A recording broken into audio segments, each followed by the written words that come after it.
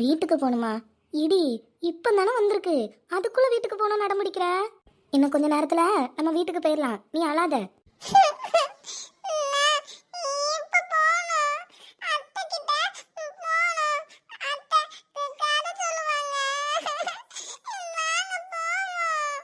அடியே, ஒரு கதை கேட்கறதுக்கு அடி வந்த ஃபங்க்ஷன்ல இருந்து கிளம்பி போகணும்னு சொல்ற.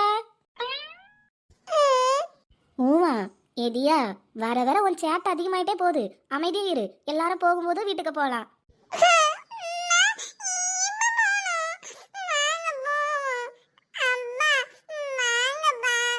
செல்லக்குட்டி போலாம், எனக்கு கொஞ்ச நேரத்துல போலாம்டா, அழாதீங்க. ஆமா, பட்டுக்குட்டி செல்லக்குட்டின்னு சொன்னா இவ அழுறது நிப்பாட்டிடுவா. இவரு ஒருத்தரமா காமெடி பண்ணிக்கிட்டு வேற ஏதாவது பண்ணி அழுகி நிப்பாட்டுறதை விட்டுட்டு செல்லக்குட்டி பட்டுக்குட்டியாம. ஏய், இதெல்லாம் உனக்கு ஓவரா இல்ல? அழுற பிள்ளைகிட்ட செல்லக்குட்டி பட்டுக்குட்டின்னு தானடி கொஞ்சம் முடியும், வேற என்ன பண்றதா? அது கேட்குற பிள்ளைகிட்ட கொஞ்சணும், அதை உங்க பிள்ளை தான் கேட்க மாட்டதுல, சமாதானப்படுத்துங்க. தியா குட்டி அழாதுடா தங்கம், என்ன கொஞ்ச நேரத்துல நம்ம பைக்ல ஸ்வைங்கன்னு வீட்டுக்கு போயிடலாம். கொஞ்ச நேரம் மட்டும் நம்ம இங்க உட்காந்துட்டு போலாம்.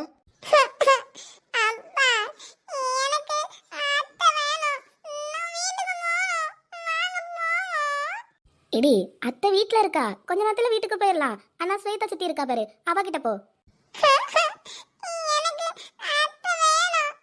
இவ இப்போதைக்கு அழுகி நிப்பாட்டுற மாதிரி தெரியல. முன்ன பின்ன ஃபங்க்ஷனுக்கு போய் பழக்கம் இல்லைல்ல, அதான் இப்படி உட்காந்து அழுறான்னு நினைக்கிறேன். செல்லக்குட்டி அழாத, இப்ப நம்ம வீட்டுக்கு போயிடலாம். எது வீட்டுக்கு போயிடலாமா? இப்பதானே வந்திருந்து. இப்பதான் வந்தோம், ஆனா தியா அழுறாள்ல. அவ அழுறதுக்காக உடனே கிளம்பி போனா மித்ரன் என்ன நினைப்பாங்க? இப்ப யாரு கிளம்பி போறதா சொன்னா? இப்ப கொஞ்சம் முன்னாடி தானே தியா கிட்ட வீட்டுக்கு போயிடலாம்னு சொன்னீங்க. ஆமா, தியா கிட்ட வீட்டுக்கு போயிடலாம்னு சொன்னேன், நம்ம எல்லாரும் சேர்ந்து போவோம்னு சொல்லியே. ரைட்டு, மொத்தத்துல இது நம்மள பைத்தியமாக்க ட்ரை பண்ணுது. இங்க வந்த நேரத்துல இருந்தே இதுக்கு வாய் கொஞ்சம் ஓவரு தான் இருக்கு. வீட்டுக்கு வரட்டு, அதுக்கப்புறம்லாம் இருக்கு. என்ன மைண்ட்ல ஏதோ பெருசா பிளான் பண்ற மாதிரி இருக்கு? பிளான் தானே, அதை வீட்டுக்கு போய் பார்த்துக்கலாம். இவ்வளவு வீட்டுக்கு கூட்டிட்டு போறேன்னு சொல்லிட்டீங்க, என்னன்னு அவகிட்ட போய் முடிவு சொல்லுங்க. என்ன முடிவு? அத்தை அத்தை இருந்தானா இல்லையா, அவளை வந்து கூட்டிட்டு போக சொல்ல போறேன். எது மீனாட்சியா? அவதான் வீட்டுல இல்லல்ல. வீட்ல இல்லையா? ஆமா, நம்ம கிளம்பும் போது தானே அவளும் கிளம்புனா, ஏதோ ஃப்ரெண்டு வீட்டுல போய் நோட்ஸ் வாங்க போறேன்னு. அப்படியா? சரி இரு, எதுக்கும் ஃபோன் பண்ணி பாக்குறேன், வீட்டுக்கு வந்தாலும் வந்திருப்பாள்ல. ஹலோ, சொல்லுண்ணே. மீனாட்சி இப்ப எங்க இருக்க? நான் என் ஃப்ரெண்டு வீட்டுக்கு வந்தேண்ணே நோட்ஸ் வாங்குறதுக்கு. வீட்டில் சொல்லிட்டு தான் வந்தேன். ஏண்ணே? இல்ல, காலையில ஃபங்க்ஷன் வீட்டுக்கு கிளம்பி வந்தோம்ல, வந்த நேரத்துல இருந்து ஒரே அழுகியா அழுறா, அத்தை வீட்டுக்கு போனோம் வீட்டுக்கு போனோம்னு. அதான் நீ வீட்டுல இருந்தானா வந்து கூட்டிட்டு போக சொல்லலான்னு. நான் வந்து கூட்டிட்டு போறேன். வேலை முடிஞ்சிட்டு தான், நான் இப்ப வீட்டுக்கு தான் கிளம்ப போறேன். அப்படியா? அப்ப வந்து கூட்டிட்டு போறியா? கூட்டிட்டு போறேண்ணே. நீ லொகேஷன் மட்டும் ஷேர் பண்றியா? மீனாட்சி கொஞ்சம் லைன்ல இரு, ஷேர் பண்றேன்.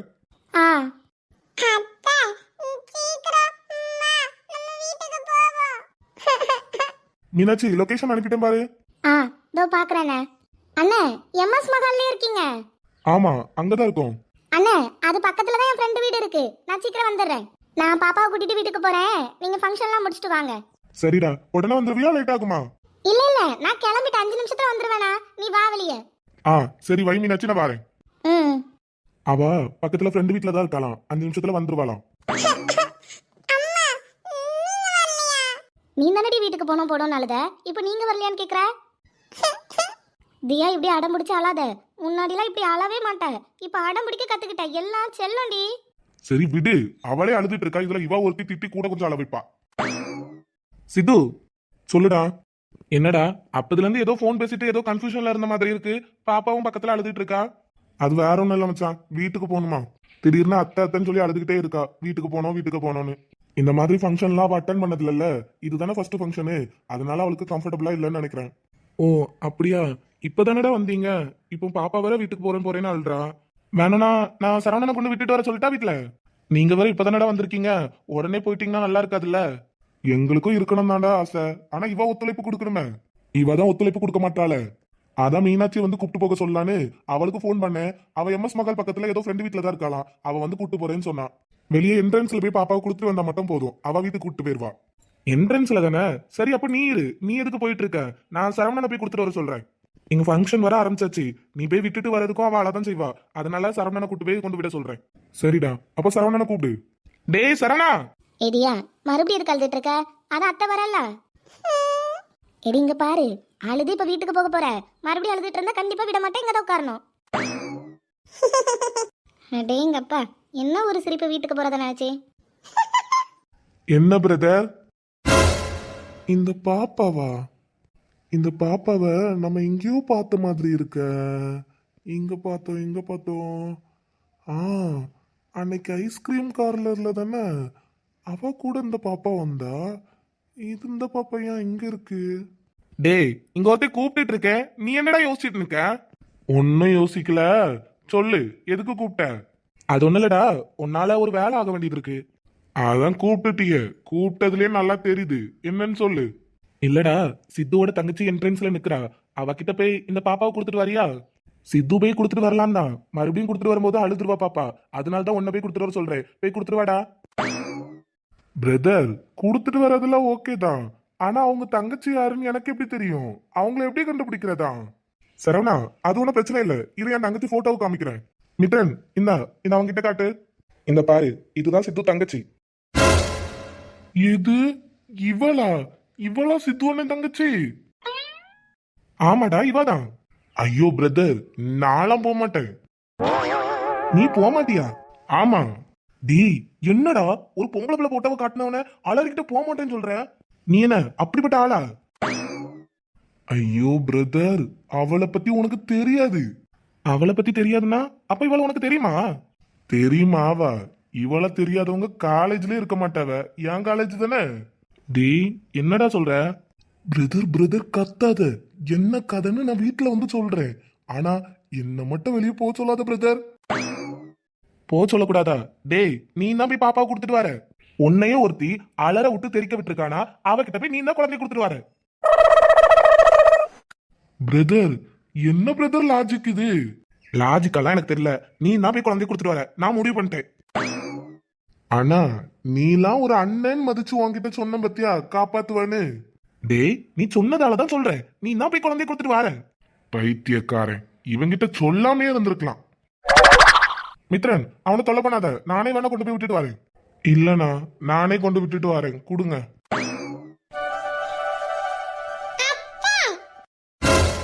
இவனா? இவன் கூட எதுக்கு இவ வரா? ஐயோ, போயும் போய் இவங்கிட்டே வந்து மாட்டிருக்கோம். Hello, excuse me. என்ன? குழந்தை இது உங்க அண்ணன் குழந்தையா? எங்க அண்ணன் தானே கொடுத்தமிச்சாரு. அப்ப அது எங்க அண்ணன் குழந்தையா தான் இருக்கும். ஹே, நான் ஒன்னும் அப்படி கேட்கல. நீ தான் சித்து அண்ணனோட தங்கச்சியான்னு கேக்குறேன். எங்க அண்ணன் எப்படியும் இந்த குழந்தைய கொடுத்து என் தங்கச்சிட்ட கொடுத்துருன்னு சொல்லி அனுப்பியிருப்பாரு. எங்க அண்ணன் என் தங்கச்சின்னு சொல்லும்போது அப்ப சித்து அண்ணனது தங்கச்சி நானா தானே இருக்கணும். ஐயோ கடவுளே, இதுகிட்ட போய் பேச வந்த பத்தியா? என்ன இதுகிட்ட எப்படி பேசுறதுன்னு யோசிக்கிறியா? இல்ல, உன்கிட்ட எப்படி பேசினாலும் பேச முடியாதுன்னு எனக்கு தெரியும். தெரிஞ்சும் உன்கிட்ட கொஸ்டின் கேட்டு நான் மாட்டிக்கிட்டேன். இந்தா, உங்க அண்ணன் உன்கிட்ட குழந்தைய கொடுக்க சொன்னாங்க, புடி. இல்லம்மா, பரவாயில்ல. அப்புறம் சாரி. சாரியா? ஆமா, எதுக்கு இந்த சாரி?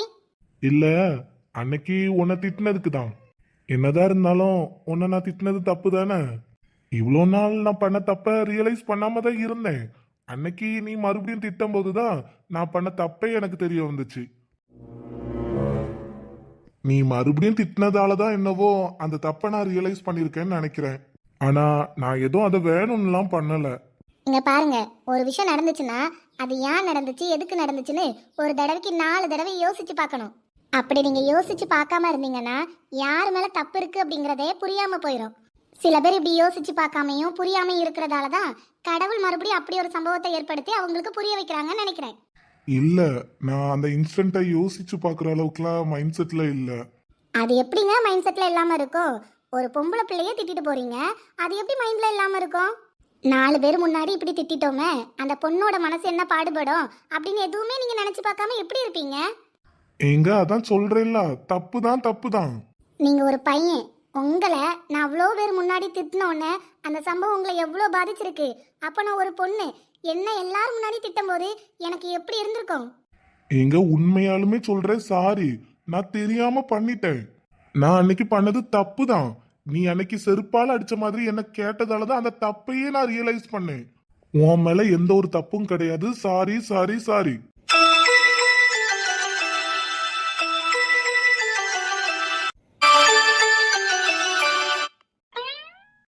இவங்க ரெண்டு பேரும் என்ன பேசுறாங்க? ஒண்ணும் புரியலையே. நான் வீட்டுக்கு தான் போகணும் சொன்னேன். அது ஒரு தப்பா? ஆனா சாரி மட்டும் கேட்டுக்கறாங்க. எதுக்கு சாரி கேட்டுக்கறாங்க? தப்பு பண்ணாதானே சாரி கேட்பாங்க. இதுல அத்தை தப்பு பண்ணாங்களா இல்ல அங்கிள் தப்பு பண்ணாங்களா? அங்கிள் தப்பு பண்ணதால தான் அங்கிள் சாரி கேக்குறாங்கன்னு நினைக்கிறேன்.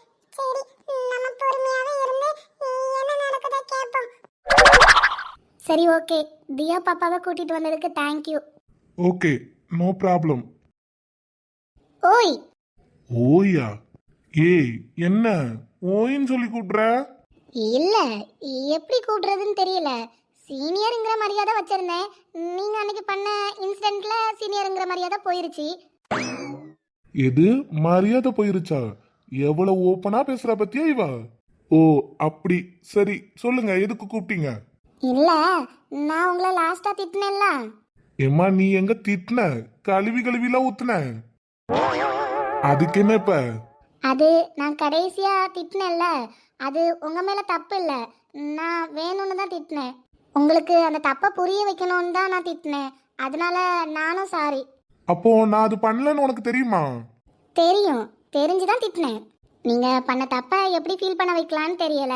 அதனால யோசிச்சுட்டு இருந்தேன். அதுக்கு ஒரு வாய்ப்பு கிடைச்சிச்சா, அதை யூஸ் பண்ணி உங்களுக்கு தப்பா புரிய வச்சுட்டேன்.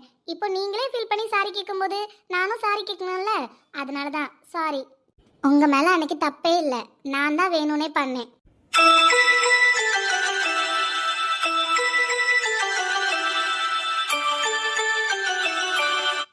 சரி ஓகே, வாங்கலாம். ஃபங்க்ஷன்ல சாப்பிட்டுட்டு எடுத்துட்டு போலாம். ஆ, அப்படிலாம் வர முடியாது. இங்க இருக்கவங்க யாருன்னே தெரியாது. அந்த ஃபங்க்ஷனுக்கு வந்து என்னால ஒண்ணுமே பண்ண முடியாது. அதனால நான் கிளம்புறேன். நீங்க சாரி கேட்டதே சந்தோஷம். பரவாயில்ல, திமுரு பிடிச்ச பிள்ளைன்னு நினைச்சா நம்ம சாரி கேட்டோம்னா அவளும் சாரி கேட்டாள. சித்தப்பு ஐயோ குட்டி. இல்ல, நான் பார்த்துட்டேன். நான் பார்த்துட்டேன். நான் பார்த்துட்டேன். பார்த்துட்டேன் சித்தப்பு, பார்த்துட்டேன். ஐயோ கடவுளே, போன்ல ஒரு பொண்ணு குரல் கேட்டதுக்கே பாடா படுத்துனா, இப்போ நேர்ல ஒரு பொண்ணை பார்த்ததுக்கு என்னென்ன பண்ண போறான்னு தெரியலையே. சரி, நம்ம எதுக்கும் தைரியமாவே பேசுவோம். ஏ குட்டி, என்ன பார்த்த? என்ன பார்க்க கூடாதோ அத்தனையும் பார்த்தேன் சித்தப்பு. நீ அந்த பொண்ணு கிட்ட வளைஞ்சு வளைஞ்சு பேசினதையும் பார்த்தேன். வளைஞ்சு வளைஞ்சு சாரி கேட்டதையும் பார்த்தேன். என் குட்டி அவ்வளவு வலிஞ்சு வலிஞ்சு பேசுன மாதிரியா தெரிஞ்சுச்சு? ஏ சித்தப்பு, அப்பட்டமா தெரிஞ்சிச்சு. ஏ குட்டி, அப்படிலாம் பேசாத குட்டி. அந்த பொண்ணு யாருன்னு தெரியாம பேசிட்டு இருக்க. நம்ம சித்தண்ணன் இருக்காங்கல்ல, சித்தண்ணனோட தங்கச்சி. சித்து அண்ணன் தான் அந்த பாப்பாவை கொண்டு போய் இந்த பொண்ணு கிட்ட கொடுக்க சொன்னாங்க. அதான் கொண்டு வந்து கொடுத்தேன். ஜஸ்ட் இது ஒரு பொது சேவை. உன் சேவையில தீய வைக்க. சித்தப்பு, அந்த புள்ள தெளிவா பேசும்போது நீ பேசுனேன்னு நான் கேட்டேன். அப்படி இருக்கும்போது இதுக்கப்புறமா போய் சொல்றியே, வேலைக்கு ஆகாது சித்தப்பு. ஓ அப்படி சொல்றியோ குட்டி? அப்போ என்ன வேணும்? அதான் எங்க சித்தப்பு கிட்ட பிடிச்ச விஷயமே இதுதான். நம்ம என்ன கேட்க போறோம்ங்கறத சொல்ல வேண்டாம், ஸ்ட்ரைட்டா பாயிண்ட்க்கு வந்துருவாரு. வேற வழி இல்லையே குட்டி. சரி, கவலைப்படாத சித்தப்பு. இப்போதைக்கு எதுவும் வேண்டாம். கேக்குற நேரம் வரும்போது கேக்குற வாங்கி கொடுங்க. இருந்தாலும் சித்தப்பு, பொண்ணு நல்லாதான் இருக்கு. ஏ குட்டி, இந்த பொண்ணு வேற அந்த பொண்ணு வேறடி. சித்தப்பு, நல்லா மாட்டிக்கிட்ட பத்தியா? அப்போ அது வேற டீலிங், இது வேற டீலிங் என்ன? அப்போ ஒரே கல்லுல ரெண்டு மாங்காவா? ஐயோ கடவுளே, நானா போய் மாட்டிக்கிட்டேனே. மட்டிக்கினாரு ஒருத்தரு. எங்க சித்தப்புவை காப்பாத்தணும் கர்த்தரு. ஏ குட்டி, நீ நினைக்கிற மாதிரி இல்ல. அந்த பொண்ணு ராங் நம்பர், இந்த பொண்ணு ராங் பர்சன். சித்தப்பு ராங் காலோ ராங் பர்சனோ, பட் நீங்க அது வேற இது வேறன்னு சொல்லும்போது நான் டீலிங்கும் வேற வேறன்னு தான் பார்க்க வேண்டியது இருக்கு. ஐயோ கடவுளே, லேகி விக்கிற மாதிரியே பேசுறாளே. சத்தியமா குட்டி, அந்த ரெண்டு பொண்ணுமே நீ நினைக்கிற மாதிரி பொண்ணு கிடையாது குட்டி. யாருக்கு சித்தப்பு தெரியும்? இந்த பொண்ணு வேற அந்த பொண்ணு வேறயே இருக்கலாம். ஆனா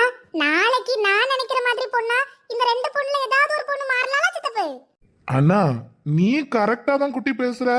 நான் தான் தப்பா முடிவு பண்ணிட்டேன். புலிக்கு பிறந்தது பூனை ஆகாது. உங்க அப்பா எவ்வளவு கிரிமினல் தனத்தோட யோசிக்கிறானோ அந்த அளவுக்கு நீயும் யோசிக்கிற குட்டி. அது சரி, எங்க அப்பா கிரிமினல் மாதிரி யோசிக்கிறத தாண்டி எங்க அப்பாவோட தம்பி அப்படிங்கறத நீ புரிஞ்சுக்கோ. அப்படி இருக்கும்போது உங்க குடும்பத்துல வந்து பிறந்த வாரிசு அப்படிதான் இருக்க முடியும். இத விட்டா வேற வழி கிடையாது. ரொம்ப பேசுற என்ன? வா ஃபங்க்ஷன் அட்டன் பண்ணிட்டு சோத்த திம்போம். வாச்சிட்டு போ, வா வா போலாம் போலாம். நமக்கு நிச்சயதார்த்தம் நடக்குது, அத பார்த்து பொறாமப்படுவான்னு பார்த்தா இவ என்னன்னா புருஷன் கூட கைய குலுக்கிக்கிட்டு சந்தோஷமா இருக்கா. இவ நிம்மதியாவே இருக்க கூடாதுன்னா நான் ஒவ்வொரு விஷயத்தையும் பார்த்து பார்த்து பண்ணிட்டு இருக்கேன். ஆனா நான் பண்ற ஒவ்வொரு விஷயத்தையும் தனக்கு சாதகமாக்கிட்டு இருக்கா. நமக்கு ஒரு ஃபங்க்ஷன் வச்சு நம்ம இந்த வீட்டோட மருமகளா ஆக போறோம் அப்படின்னு உலகத்துக்கு காட்டலாம்னு நினைச்சா நம்ம ஃபங்க்ஷன்ல மேடம் மினிக்கு மாதிரி கிளம்பி வந்து நின்னுட்டு இவதான் மித்ரன் மாமாவோட வைஃப்னு நம்மளே உலகத்துக்கு காட்ட வச்ச மாதிரி வச்சிட்டோமே. வரவங்களா நிச்சயதார்த்தத்துக்கு வந்தாங்களா இல்லனா மித்ரன் வைஃப் இவதான் மித்ரன் வைஃப் இவதானே இவகிட்ட பேச வந்தாங்களான்னு தெரியல. எல்லாரும் இவகிட்டயே வந்து பேசுற மாதிரியே இருக்கு. தேவையில்லாம இந்த ஃபங்க்ஷனை வச்சு இவளுக்கு சப்போர்ட் அமைகிற மாதிரி ஆக்கிட்டோமோ. ஐயோ ஐயோ, ஒரு நல்ல நாள் அதுவுமாவே நிம்மதியா இருக்க முடியலையே. இவ சிரிப்ப பார்த்தாலே எனக்கு உடம்பு ஃபுல்லா எரியுது. ஏய், நீ நிம்மதியாவே இருக்க கூடாதுடி, நிம்மதியாவே இருக்க கூடாது, நீ சிரிக்கவே கூடாது. ஏய் சிவானி, ஜீவா என்ன யோசிச்சுட்டு இருக்க? நம்ம நிச்சயதார்த்தம் நடந்துட்டு இருக்கு, சந்தோஷமா இருக்கதை விட்டுட்டு நீ எதையும் யோசிக்கிற? மத்த நாள் தான் எதையாவது போட்டு யோசிச்சுட்டு இருக்கன்னா இன்னைக்கு கூட ஒரு இருந்துகிட்டு எதையாவது பத்தி யோசிப்பியா? சந்தோஷமா இரு சிவானி.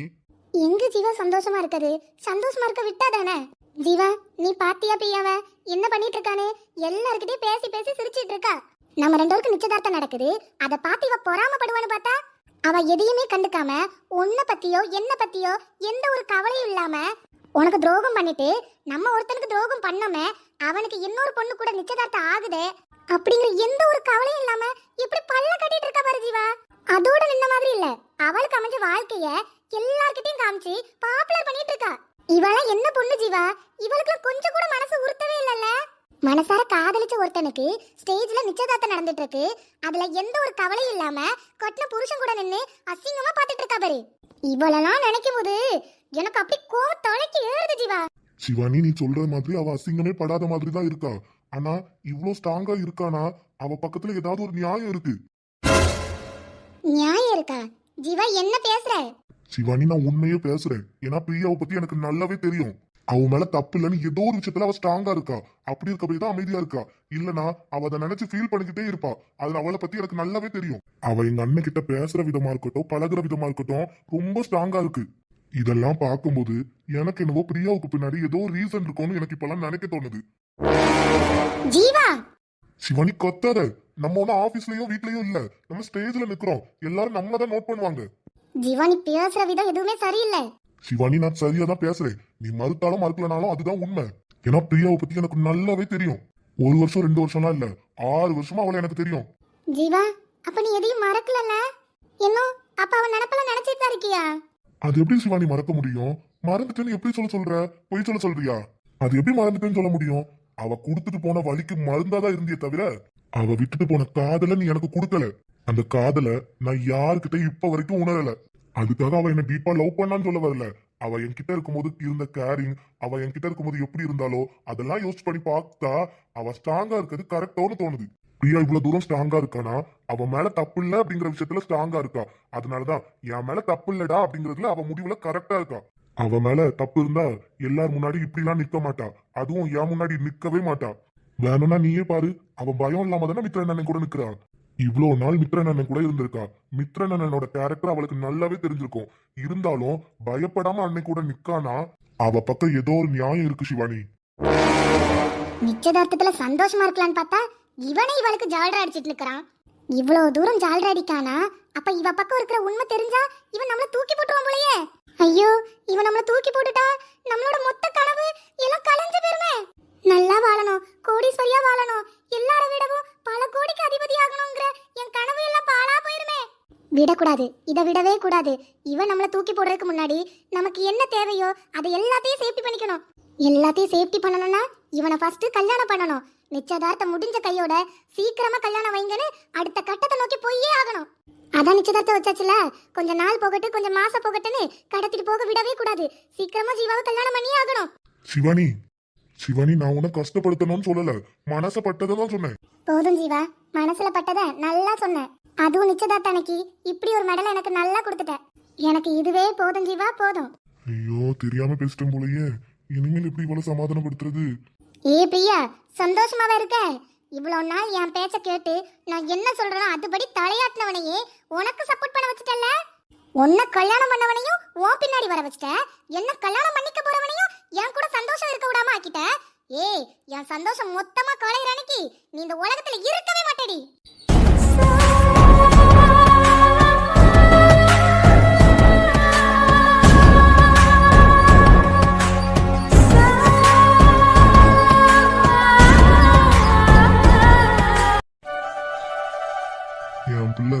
என் பிள்ளையா இருந்துகிட்டு உன்கிட்ட பேச முடியாத நிலைமையில கொண்டு வந்து விட்டுட்டல்ல.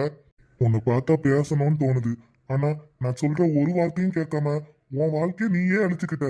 எவ்வளவு தூரம் சொன்னேன், உன் அம்மா கிட்ட இருக்காத, உன் வாழ்க்கை நாசமா போயிரும், அப்பா கிட்ட வந்துருன்னு. ஒரு வார்த்தை, நீ ஒரு வார்த்தை கேட்டியா? கேட்டிருந்தா இப்போதைக்கு அப்பா கூட எவ்வளவு சந்தோஷமா இருந்திருக்கலாம். பாரு, ஒரு சந்தோஷமும் இல்லாம உன் வாழ்க்கைய நீயே தேர்ந்தெடுத்துக்கிட்ட. ஆனா எனக்கு ஒரு விஷயம் மட்டும்தான் புரியல, இவ்வளோ பெரிய பிசினஸ்மேன் எப்படி ஒன்ன கல்யாணம் பண்ணா? இவனை பத்தி எனக்கு நல்லாவே தெரியும். சின்னதா ஒரு விஷயம் கிடைச்சாலே அதை ஆராய்ஞ்சு அதுல நல்லது இருக்கா கெட்டது இருக்கான்னு பார்த்துதான் ஒரு விஷயத்துல இறங்குவான். இவன் எப்படி நம்ம பிள்ளைய கல்யாணம் பண்ணா? இவன் நம்ம பிள்ளைய கல்யாணம் பண்ணிருக்கானா? இவ விஷயம் எதுவுமே தெரியாம கல்யாணம் பண்ணிருக்க மாட்டான். அப்பனா நம்ம பிள்ளைக்கு பின்னாடி ஏதோ ஸ்ட்ராங்கான ஒரு விஷயம் இருக்குது. என் பிள்ளை கொஞ்சம் சந்தோஷமா இருக்கிறது பொறுக்கலை. இவளுக்கு எப்படி பாத்துட்டு இருக்கா பாரு. கண்ணு புடுங்கி வெளியே வந்து விழ. அட, நம்ம மாமனார் மாமியார் இங்கதான் இருக்காங்களா? அதுவும் இல்லாம பிரியாவை வெச்ச கண்ணு வாங்காம பாத்துட்டு இருக்காங்க. இதாவது பண்ணணுமே. சரி, பண்ணிடுவோம். பிரியா, ஆ, சாப்பிட்டியா? இல்ல, இனிமேல் தான் சாப்பிடணும். என்ன பிரியா, இன்னும் சாப்பிடாம இருக்க? எவ்வளவு நேரம் ஆகுது? அதுவும் இல்லாம நின்னுகிட்டே இருக்க. டயர்டா இருக்கும்ல, சாப்பிட்டுருக்கலாம்ல? இல்ல சார், பரவாயில்ல. லேட்டா சாப்பிடுறது ஒரு விஷயமும் இல்ல, பரவாயில்ல சாப்பிட்டுக்கிறேன். பிரியா, முன்னாடி நீ எப்படி லேட்டா சாப்பிட்டிருந்தாலும் பரவாயில்ல. அதாவது நீ பிரியா ரங்கசாமியா இருக்கும்போது எப்படி வேணாலும் இருந்திருக்கலாம். ஆனா இப்ப மிஸ்ஸஸ் பிரியா மித்ரனா இருக்கும்போது கரெக்டா சாப்பிடணும், சந்தோஷமா இருக்கணும், நீ என்னெல்லாம் நினைக்கிறியோ அதெல்லாம் பண்ணணும். அந்த மாதிரி விஷயத்த நான் உனக்கு எப்பவுமே செஞ்சு கொடுக்கணும். அப்படி இருக்கும்போது மித்ரன் பொண்டாட்டி லேட்டா சாப்பிடலாமா? இப்ப ஏன் இவர் இப்படி பேசுறாரு? பக்கத்துல வேற யாராவது இருக்காங்களா?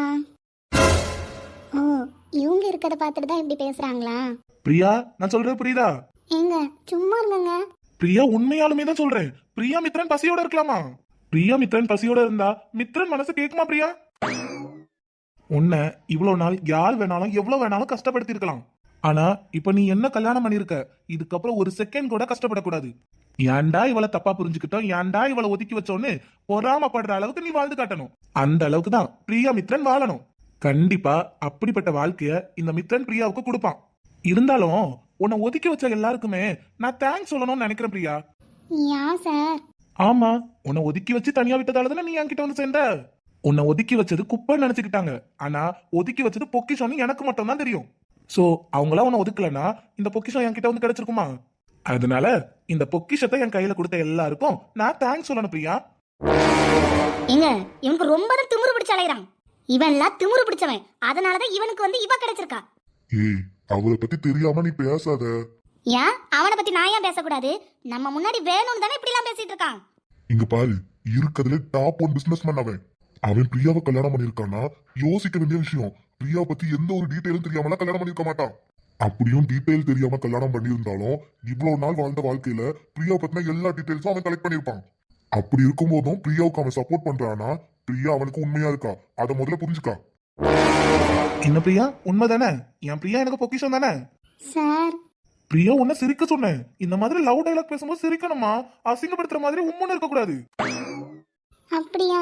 அப்ப இப்ப சிரிக்கணுமா? ஆமா பிரியா, சிரிக்கணும். தயவு செஞ்சு சிரிச்சு தொலை. ஆ, சிரிக்கிறேன்னு. இப்பதான் பிரியா இன்னும் அழகா இருக்கானே. ஆ, சார் அப்ப அழகா இருக்கேனா? ஆமா பிரியா, அழகா இருக்க. காலையில இருந்து ரொம்ப அழகா இருக்க பிரியா. என்ன டிஸ்டர்ப் பண்ணிக்கிட்டே தான் இருக்க. என்ன பண்றதுன்னே தெரியல பிரியா. நானும் கண்ட்ரோல் பண்ணி வச்சுக்கலாம் தான் நினைக்கிறேன். ஆனா கண்ட்ரோல் பண்ண முடியலையே. அதான் அழகா இருக்கேன்னு சொல்லிட்டேன். சார், பிரியா, வீட்டுக்கு போகும்போது கடை திறந்திருக்கான்னு பார்த்துட்டு போவோமா? நேத்து நைட்டு தான் கடை க்ளோஸ் ஆயிருக்கும். இன்னைக்கு கடை திறந்திருக்கான்னு செக் பண்ணிட்டு போவோமா? சார் நீங்க எந்த கடைக்கு போகவும் வேணாம் செக் பண்ணவும் வேணாம். என்ன பிரியா இப்படி சொல்ற? இதுக்குதான் ஊன் சொன்னோனே ஓகே பண்ணிருந்தோம். நேத்து நைட்டு சொன்னதுக்கு ஓகே பண்ணல. அதான் சாயந்தரம் கதை கேட்டு காலையில வந்து பேசினா இப்படிதான் என்ன? சார் சும்மா இருங்க என்ன. சரி ஓகே இரு, கையோட ஒரு ஆள் இருக்காங்க, தேங்க்ஸ் சொல்லிட்டு போவோம். மாமா வணக்கம் மாமா.